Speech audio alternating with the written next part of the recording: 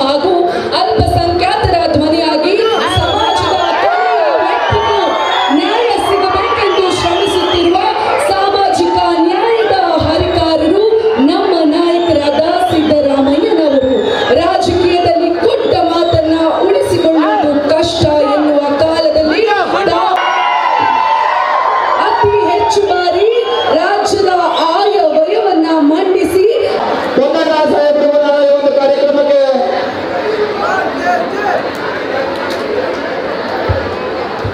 ಒಂದು ನಿಮಿಷದ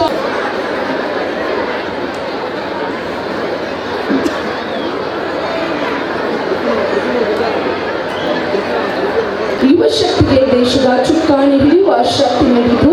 ಆದರೆ ಇವತ್ತು ಅದೇ ಯುವ ಶಕ್ತಿಯ ಹಕ್ಕಿಗಾಗಿ ಯುವ ಕಾಂಗ್ರೆಸ್ ಬೀದಿಗಿಳಿದು ಹೋರಾಡ್ತಾ ಇದೆ.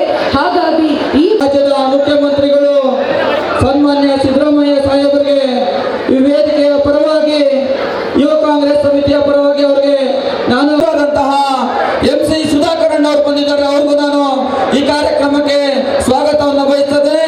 ಮತ್ತವರು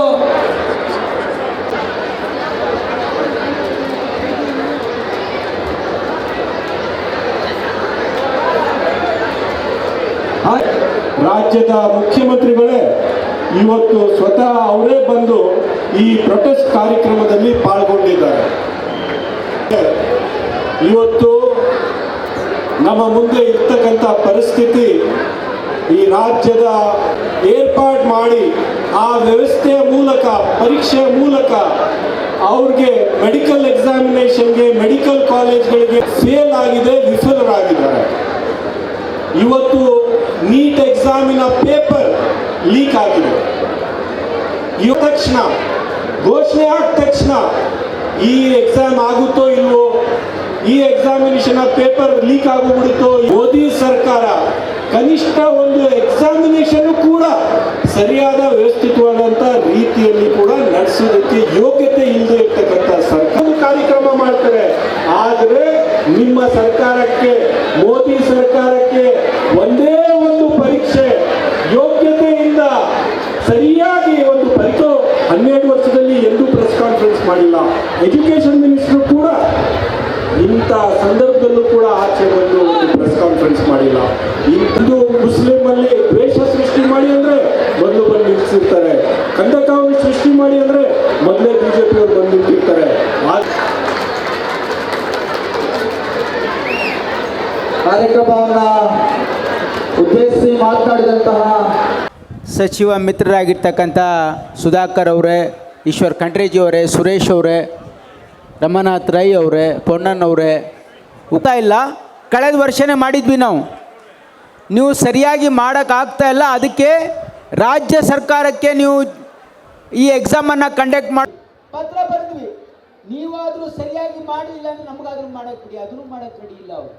ಅವರು ಸರಿಯಾಗಿ ಮಾಡಕ್ಕೆ ಸಹಿಸಿದ್ರಿಲ್ಲ, ನಮಗೂ ಮಾಡಕ್ಕೆ ಬಿಡ್ತಾ ಇಲ್ಲ. ವೈದ್ಯಕೀಯ ಶಿಕ್ಷಣ ಸಚಿವರು, ಆರೋಗ್ಯ ಸಚಿವರು ಇದ್ರ ಬಗ್ಗೆ ಚರ್ಚೆ ಮಾಡಿ ಕೇಂದ್ರ ಸರ್ಕಾರದ ಮೇಲೆ ಒತ್ತಡ ತಂದು ಇದಕ್ಕೆ ಒಂದು ಶಾಶ್ವತವಾಗಿರ್ತಕ್ಕಂಥ ಪರಿಹಾರ ಮಾಡಿ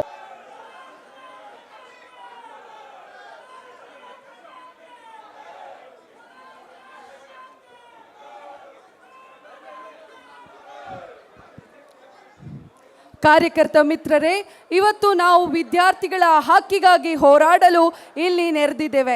ಇದರೊಂದಿಗೆ ಇಂದಿನ ದಿನ ನಮ್ಮ ದೇಶದ ಇತಿಹಾಸದಲ್ಲಿ ಅತ್ಯಂತ ಭಾವುಕ ಹಾಗೂ ಮಹತ್ವದ ದಿನ ಕೂಡ ಹೌದು.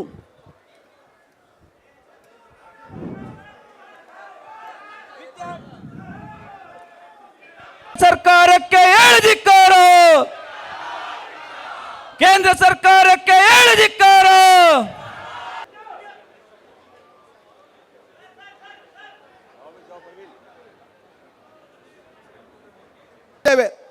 ಕೆಲವರು ಈಗಾಗಲೇ ಶರಣ ಪ್ರಕಾಶ್ ಹೇಳಿದ್ರು, 1,27,000 ಸೀಟು ಮೆಡಿಕಲ್ ಸೀಟ್ ಇವತ್ತು ದೇಶದಲ್ಲಿದ್ರೆ ಮುಖ್ಯಮಂತ್ರಿಗಳಾದಂಥ ಸಿದ್ದರಾಮಯ್ಯ ಸಾಹೇಬ್ರೆ ಹಾಗೂ ರಾಜ್ಯ ಉಸ್ತುವಾರಿಗಳು, AICCಯ ಪ್ರಧಾನ ಕಾರ್ಯದರ್ಶಿಗಳು, ಸರ್ಕಾರ ಮಾಡಬೇಕು ಅಂತ ಹೇಳಕ್ಕೆ ಇಚ್ಛೆ ಪಡ್ತೇನೆ.